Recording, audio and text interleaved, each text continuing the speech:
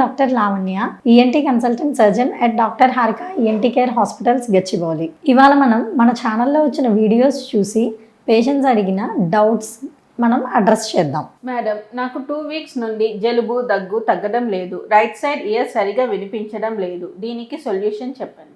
కొన్నిసార్లు ఏమవుతుందంటే మనకి జలుబు అన్నది ఎక్కువ రోజులు ప్రొలాంగ్ అయినప్పుడు అండ్ ముక్కు కొంచెం జలుబు ఉన్నప్పుడు చాలామంది ముక్కు గట్టిగా చీదుతూ ఉంటారు. సో దట్ కొంచెం గాలి ఫ్రీగా ఆడడానికి కానీ ముక్కులో ఎక్కువ డిశ్చార్జ్ ఉంది, ముక్కు క్లియర్ చేసుకుందుకు కొంచెం గట్టిగా చీదడం వల్ల ఇయర్కి కనుక ప్రెషర్ యూస్టాషన్ ట్యూబ్ ద్వారా ప్రెషర్ వెనక్కి పాస్ అయ్యి ఒక్కొక్కసారి ఆ ట్యూబ్ క్లోజ్ అవుతుంది. అలా ట్యూబ్ క్లోజ్ అవ్వడం వల్ల మనకి ఇయర్ డ్రమ్ వెనకాల మిడిల్ ఇయర్ అంటాం, ఆ మిడిల్ ఇయర్ ఉన్న ప్లేస్లో ఫ్లూయిడ్ కలెక్ట్ అవ్వడం వల్ల హియరింగ్ లాస్ అన్నది జరగచ్చు. సో ఎప్పుడైనా కానీ జలుబు ఎక్కువ రోజులు ప్రొలాంగ్ అవ్వకుండా చూసుకోవడం, జలుబు తొందరగా తగ్గించుకోవడం, జలుబు ఎక్కువగా ఉన్నప్పుడు ముక్కు చీదకుండా ఉండడం లాంటి జాగ్రత్తలు తీసుకుంటే ఈ ప్రాబ్లం రాకుండా చూసుకోవచ్చు. బట్ ఒకసారి ఈ జలుబుతో పాటు చెవి బ్లాక్ అయినట్టుంది, బరువుగా ఉంది, హియరింగ్ తగ్గింది అన్నట్టు అనిపిస్తే మాత్రం ఒక్కసారి మీరు డాక్టర్ గారికి చూపించుకుంటే అవసరమైన ట్రీట్మెంట్, అంటే ఆ ఫ్లూయిడ్ డిజాల్వ్ అవ్వడానికి కొన్ని రకాల మందులు ఇస్తాం, మ్యూకోలైటిక్స్ అంటాము. సో అలాంటి మ్యూకోలైటిక్స్, కొన్ని యాంటీ ఎలర్జిక్ మెడిసిన్స్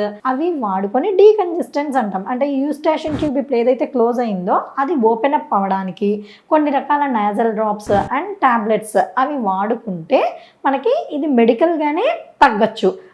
కొన్నిసార్లు even with the medical treatment, conservative treatment తీసుకున్నా కూడా even after 3 weeks of medical treatment కూడా డిజాల్వ్ అవ్వలేదు, ఇంకా చెవిలో ఫ్లూయిడ్ అలాగే ఉంది అంటే ఒక చిన్న ప్రొసీజర్ చేసి ఇయర్ డ్రమ్లో ఒక చిన్న పంక్చర్ చేసి ఆ ఫ్లూయిడ్ని మనం తీసేసే ప్రొసీజర్ కూడా చేస్తాము. ఎప్పుడైనా కానీ మనకి జలుబుని ఎక్కువగా ప్రొలాంగ్ అవ్వకుండా చూసుకోవాల్సి ఉంటుంది.